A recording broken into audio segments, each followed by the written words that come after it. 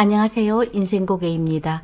평균 수명이 늘어나다 보니까 나이가 들면 어디서 누구랑 함께 살까 하는 이야기가 친구들이 모일 때면 가장 큰 관심을 두는 주제입니다.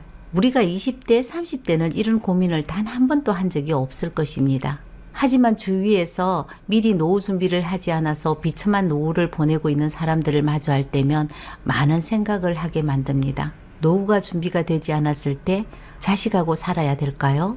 나이는 들어가고 가진 돈은 살아가는데 많이 부족하고 부부 사이는 대면대면한 어색한 사이가 되어서 노후를 살아간다면 끔찍한 현실입니다.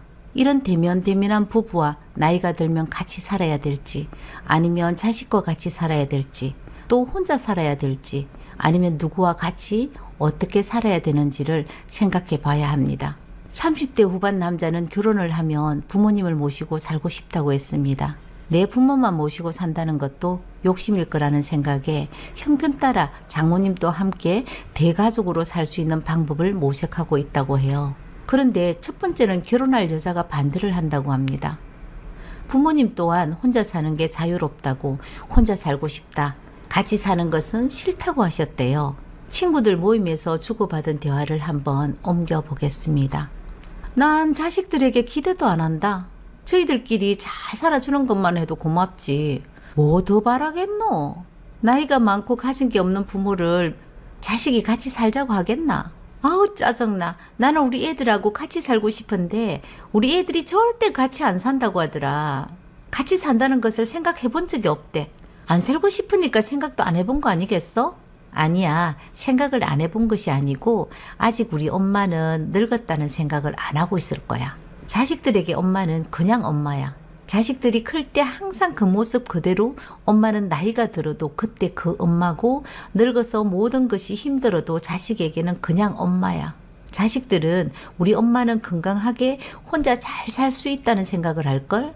그러니까 사람들이 우리 부모님을 할머니, 할아버지, 노인이라고 부르면 화가 난다고 하잖아. 우리는 안 그랬잖아. 자식은 당연하게 부모를 모셔야 된다고 배웠고 또 그렇게 우린 살았잖아.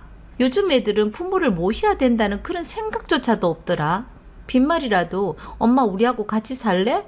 해주면 좋을 텐데 같이 살자는 말이 나올까봐 슬쩍슬쩍 말 돌리는 자식 보면 말은 못해도 속상하고 섭섭한데 세상이 변했다고 하니까 어쩔 수 없이 이해하고 살아야지 뭐.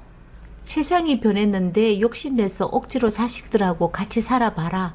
자식도 힘들지만 같이 사는 넌 더 힘들 거야. 이제 우리는 자식에게 봉양받으며 편안하게 살고 싶다는 꿈은 버려야 합니다. 딸을 키우면서 날마다 좋은 것만 보셨습니까? 내가 낳은 내 딸이라도 마음에 안 드는 것 투성인데 다른 집에서 시집온 며느리와 살다 보면은 이 꼴 저 꼴 또 다 봐야 되잖아요. 내 딸도 못 고치고 살았는데 며느리를 어떻게 고치고 살겠습니까? 차라리 떨어져 살면서 서로 편한 대로 살면 되죠. 그래서 요즘은 자식하고 사는 것보다 혼자 편하게 자유롭게 사는 것을 더 좋아한다고 합니다.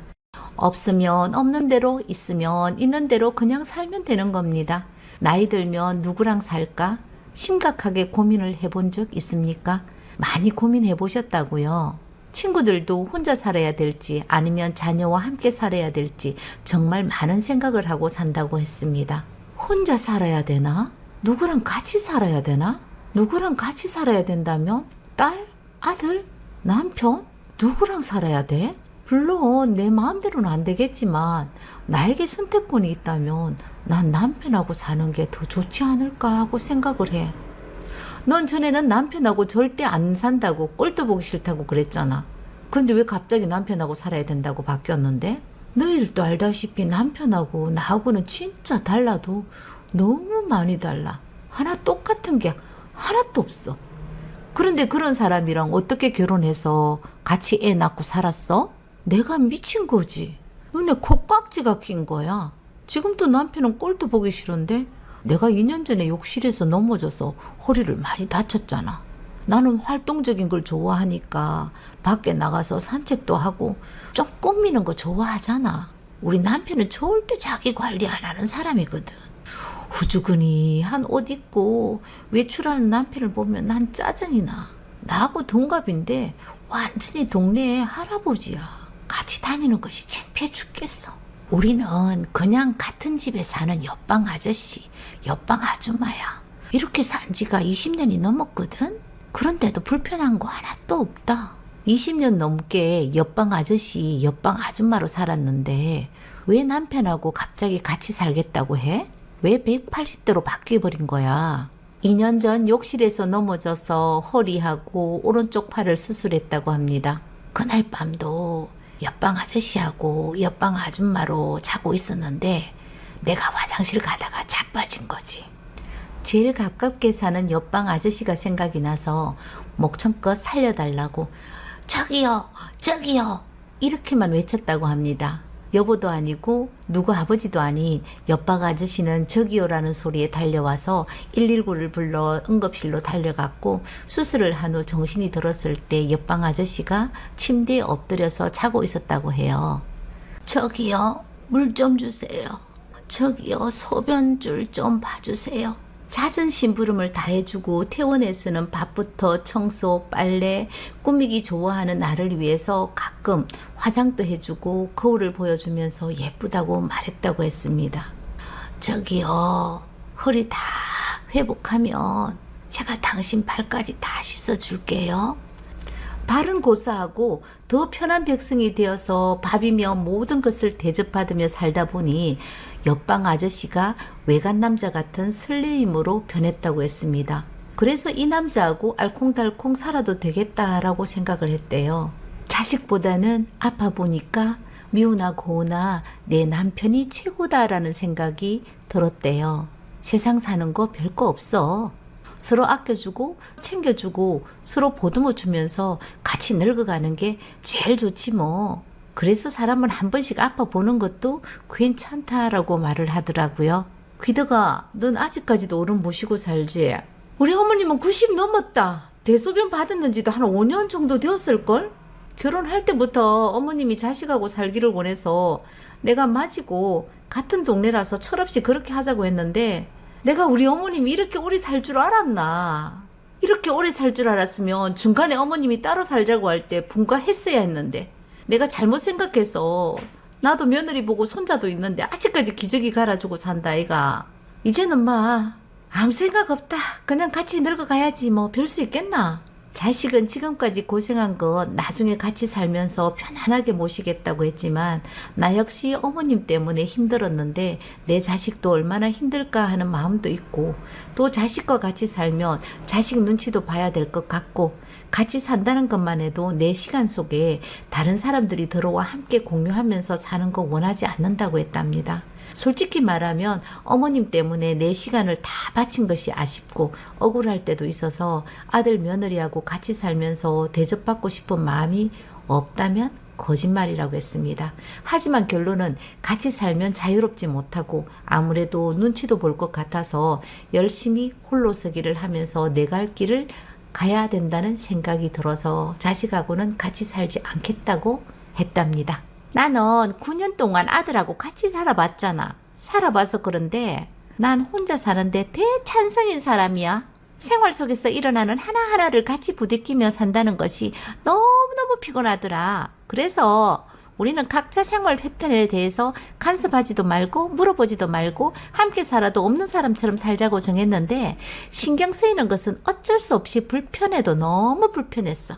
인생 고객 여러분은 노후에 나는 누구랑 어떻게 살겠다는 계획을 세워보셨나요? 나이 들수록 배우자밖에 없다는 생각이 들지 않으세요? 제 주변의 한 남자는 퇴직을 하면서 한 번도 해보지 않고 살았던 세탁기 돌리기도 하고 청소도 하고 밥까지 다 하는 사람이 있습니다. 배우자가 아무래도 나이가 작아서 아직 직장 생활을 하니까 아침 밥상까지 차려주는 남자로 변신했습니다. 어떻게 갑자기 변했는지 제가 한번 물어보았거든요. 퇴직하고 시간이 많다 보니까 살아온 날들과 살아갈 날들을 생각하는 시간이 많아졌다고 해요.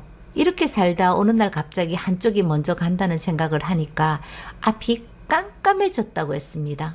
내가 만약에 먼저 아내보다 가면 아내는 어떻게 해야 하나? 얼마나 외로워하고 얼마나 슬퍼할까? 또 아내가 본인보다 먼저 갔다고 생각하면 라면밖에 끓일 수 없는 자신의 모습에 앞이 막막해졌다고 했습니다. 그래서 남은 시간을 아내가 평생 본인을 위해 하고 살았던 일들을 하기로 결심하고 이렇게 함으로써 본인이 혼자 남겨졌을 때를 준비한다고 했거든요. 술자리에서 만약 내가 먼저 배우자보다 죽는다면 누가 걱정이 될까 하는 이야기를 해보았는데요. 남편 걱정은 왜 하는데? 우리는 오래전부터 각자 삶을 자유롭게 살기 때문에 우리 부부는 서로 걱정 하나도 안 한다. 난 우리 집 사람보다 할 수 있으면 며칠이라도 뒤에 죽고 싶어. 우리 부부는 자식이 없기 때문에 누군가 혼자가 남겨진다면 내가 남고 싶거든. 우리 집 사람 잘 보내놓고 뒷수습하고 난 홀로 외롭게 죽어서 오랜 시간 사람들이 몰라서 방치되어도 난 상관없어. 이 말이 왜 이렇게 슬프든지요. 한참을 울었습니다. 저도 남편보다 하루를 살더라도 더 살고 싶습니다. 저 하나만 생각을 하면 남편이 저보다 하루를 더 살다가 왔으면 좋겠습니다. 그렇지만 나이 들어서 자식들이 엄마보다 아버지가 남겨졌다면 더 부담스러워할까봐 하는 생각도 있고 내가 먼저 가면 정말 남편은 힘들어할 것 같았습니다. 살림살이는 나보다 훨씬 잘하는 사람이라 걱정이 안 되지만 냉정함이 나보다 그렇지 못한 사람이라 혼자 두고 가기가 너무 힘들 것 같습니다. 인생 고객 여러분, 인생은 혼자 왔다 혼자 가는 것입니다. 앞으로 우리는 누구와 함께 살아야 되는지 오롯이 우리의 몫입니다. 주문한 음식이 로봇으로 배달이 왔네요. 이렇게 세상은 조금은 인간미가 없이 함께가 아닌 혼자인 것이 트렌드가 되고 친구 대신 하이 빅스비 호출해서 노는 라이프 스타일까지 등장한 요즘 혈육은 곧 가족은 아닙니다. 돌아 놓으면 남인 사람이 부부이지만 그래도 우리는 부부이기 때문에 죽을 때까지 재미있게 살아야 합니다. 자식 소용없습니다. 뭐니 해도 배우자가 최고입니다. 아파 보시면 절실하게 느낄 겁니다. 오늘 인생 고개 여기에서 마치겠습니다. 감사합니다.